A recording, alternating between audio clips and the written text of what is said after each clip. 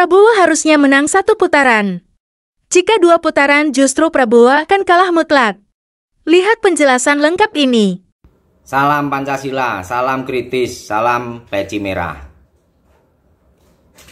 Pilpres 2024 seharusnya bisa berlangsung 1 putaran. Dan pemenangnya adalah Prabowo. Jika Prabowo tidak berpasangan dengan Gibran. Karena Gibran ini justru membebani elektabilitas Prabowo.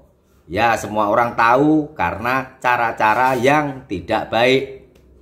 Ya, beda kalau Prabowo berpasangan dengan Ridwan Kamil. Ya, Ridwan Kamil secara otomatis akan menyumbang suara cukup besar dari Jawa Barat. Ya, dan mendapat dukungan dari Banten. Ya, otomatis ya Anies akan mendapat lawan di Jawa Barat dan Banten dari Ridwan Kamil, kan gitu. Nah, atau berpasangan dengan Khofifah. Ya, kalau berpasangan dengan Khofifah, Prabowo sangat untung. Ya, yang paling untung adalah suara emak-emak atau suara keterwakilan perempuan. Tentu Khofifah akan menarik minat emak-emak untuk memilih gitu. Dan Jawa Timur otomatis juga akan mendapat dukungan suara cukup banyak, termasuk dukungan suara dari NU. Itu ya, ini dipahami dulu ya. Sebetulnya bisa 1 putaran. Nah, karena faktor itu maka kemungkinan besar Pilpres 2024 akan berjalan 2 putaran. Nah, kemungkinannya ya Prabowo sudah pasti lolos ke final.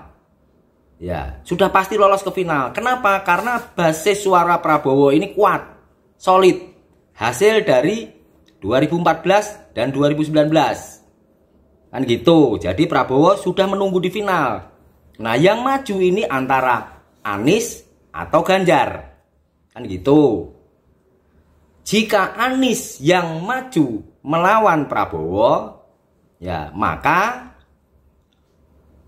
Prabowo akan menang tipis. Ya. Ini jika Anies maju ya, jika Ganjar tidak mampu memanfaatkan kelebihan Mahfud MD untuk bahan kampanye. Ya, maka Prabowo akan menang tipis. Kenapa menang tipis? Karena suara Ganjar akan terbelah 2. Sebagian ke Prabowo karena mungkin ada faktor Jokowi, dan sebagian lagi akan ke Anies. Itu ya.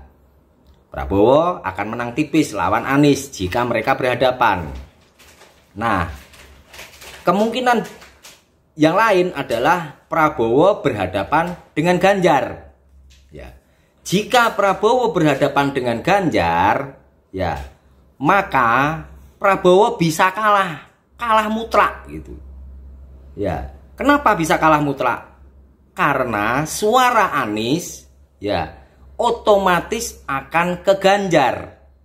Perhatikan, suara Anies yang 25 atau 27% itu pasti ke Ganjar. Kenapa? Karena ada sentimen anti Jokowi. Ya, anti oligarki dan anti dinasti politik. Ya, karena Anies ini memang anti Jokowi. Suara-suaranya juga sama, makanya lari ke Ganjar gitu. Ya, jadi para pendukung Prabowo berdoa saja Prabowo berhadapan dengan Anies. Ya. Nah, para pendukung Ganjar berdoa supaya berhadapan dengan Prabowo, akan mendapat durian runtuh, yaitu suara dari Anies Baswedan gitu. Bisa diterima nalar kan? Ya. Nah, coba kalau berbeda pendapat silahkan komen bebas gitu. Kita demokrasi. Merdeka.